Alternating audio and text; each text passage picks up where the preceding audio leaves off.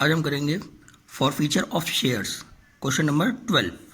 A company issued 5000 equity shares of 10 rupees each at premium of rupees 3 per share, which were payable as 5 rupees on application, 5 rupees including premium on allotment, and rest of first call.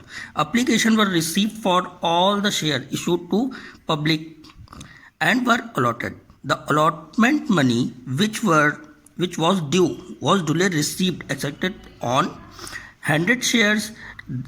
The first call was made. The money which was due on it was received except on 150 shares was duly received. The company forfeited 100 shares on which the allotment and call money was not received.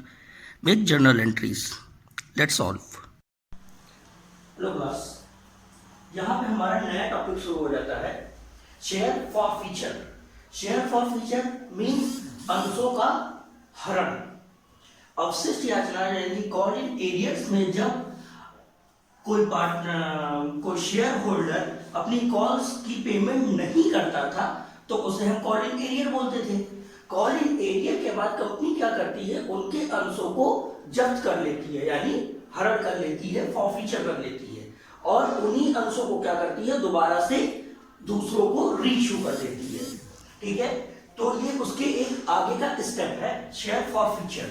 Share forfeiture में जब हम general entries करते हैं तो जितने भी number of share का और टोटल मनी होती है करते हैं, फॉरफीचर करते हैं, तो उतनी शेयर कैपिटल को हम डेबिट कर देते हैं, और जितना भी पैसा उसने पे किया होता है, जिसके अंशों का हम हरण कर रहे हैं, जितने भी अपनी मनी उसने अपने शेयर पे की होती है, उतने पैसों को कंपनी क्या करती है, हरण कर लेती है। मींस क्या हो जाएगा, टू शेयर फॉरफीचर। और जितना पैसा जिस कॉल पे उसने पैसा नहीं दिया होता है, यानी कि टू अनपेड कॉल्स को क्रिएट कर देते हैं, ये दोनों को हम क्रिएट कर देते हैं। नरेशन में जाती है बीइंग शेयर फॉरफिटेड। फिर इन्हीं हरण करने के बाद इनका हम इन्हीं शेयरों को फॉरफीचर करने के बाद इनका रीइश्यू करते हैं। रीइश्यू करते हैं तो जितनी अमाउंट में इसको दोबारा से किसी दूसरे को रीइश्यू किया जा रहा है तो बैंक अकाउंट को डेबिट कर देते हैं। और अगर जैसे 10 रुपए वाले हैं और उनको 9 रुपए में रीइश्यू किया जा रहा है, तो जो डिफरेंस होता है उनके बीच के मनी का, वो शेयर फॉरफीचर में ट्रांसफर कर देते हैं, और शेयर कैपिटल में यही अमाउंट यहाँ पर ट्रांसफर आ जाती है। अब हम इसे करेंगे क्वेश्चन नंबर 12 में।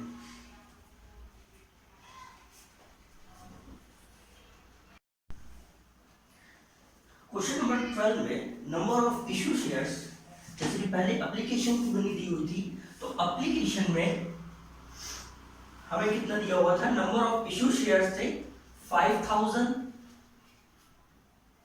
और एप्लीकेशन जो मनी हमें दे रखी थी वो हमें दी हुई थी 5 रुपीज। तो क्या हो जाता है, bank account debit to share application account, और नंबर ऑफ शेयर थे इशू शेयर्स 5000 और एप्लीकेशन मनी थी 5 रुपीज, दोनों को मल्टीप्लाई करते हैं 25 रुपीज हो जाती है। देन इसी पैसे को जब हम ट्रांसफर करते हैं equity share application account debit to equity share capital account, 25 से ही यहाँ पे हम ट्रांसफर कर देंगे क्योंकि कोई एडजस्टमेंट नहीं हुई है। अलॉटमेंट मनी पे, अलॉटमेंट मनी में भी नंबर ऑफ शेयर्स थे हमारे पास 5000 और इसकी मनी दे रखी थी 5 रुपीज, तो अलॉटमेंट मनी भी हमारी 25,000 की हो जाती है, जिसमें से प्रीमियम भी दिया हुआ था, और प्रीमियम इसमें इंक्लूड था जो कि था 3 रुपए का, 3 रुपीज का प्रीमियम था। नंबर ऑफ शेयर्स थे 5000, ये हो जाएगा, और यहाँ पे शेयर कैपिटल में जो मनी ट्रांसफर होगी, क्योंकि 5 में ही वो ऐड है, तो नंबर ऑफ शेयर ये थे और 2 रुपीज ये दोनों मिलके हो जाते हैं 5 रुपीज। ठीक है, तो हमारा सिक्योरिटी प्रीमियम 15,000 का हो गया, और शेयर कैपिटल में जो अमाउंट आएगी अलॉटमेंट की वो 10,000 हो जाएगी। देन इसकी रिसीव की entry, bank account debit to equity share allotment account, क्योंकि 25,000 आना चाहिए, लेकिन यहाँ पे एरियर वाला पॉइंट आ गया है। एरियर वाला पॉइंट कैसे आ गया है, जैसे कि इसमें कह रहा है the allotment money which was due was duly received except 100 shares, 100 share का पैसा अलॉटमेंट पे नहीं आया है। तो यहाँ पे हमारे पास नंबर ऑफ शेयर थे 5000 की, जिसमें से 100 शेयर का पैसा हमारे पास नहीं आया है। तो नंबर ऑफ शेयर कितने शेयरों का पैसा आया होगा, इसमें से जब हम इसको लेस कर देते हैं हमारे पास आ जाता है 4900, ठीक है। और हमारे पास इसकी जो मनी दे रखी थी वो 5 रुपीज से दे रखी थी। तो अब हम इसकी मल्टीप्लाई कितने शेयर हमारे पास बचे 4900 के, तब हम इससे इसकी मल्टीप्लाई कर देते हैं और हमारे पास जो टोटल पैसा आ जाता है वो 24,500 का आ जाता है। यहाँ था एरियर वाला, क्यों? क्योंकि 100 शेयर पे पैसा नहीं आया, तो 100 शेयर को हम 5000 शेयर्स में से लेस कर देंगे। अब चलते हैं नेक्स्ट एंट्री पे।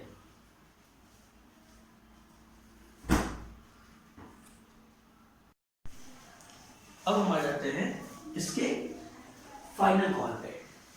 जो कॉल बची हुई थी और हमारी जो कॉल बच रही थी वो हो रही थी 3 रुपए की, यानी 3 रुपीज की फर्स्ट एंड फाइनल कॉल हो रही थी। और नंबर ऑफ कॉल की एंट्री हम करना जानते हैं। Share first and final call account debit to share capital account first due की होती है, फिर उसके बाद बैंक रिसीव की होती है, bank account debit to equity share first and final call account.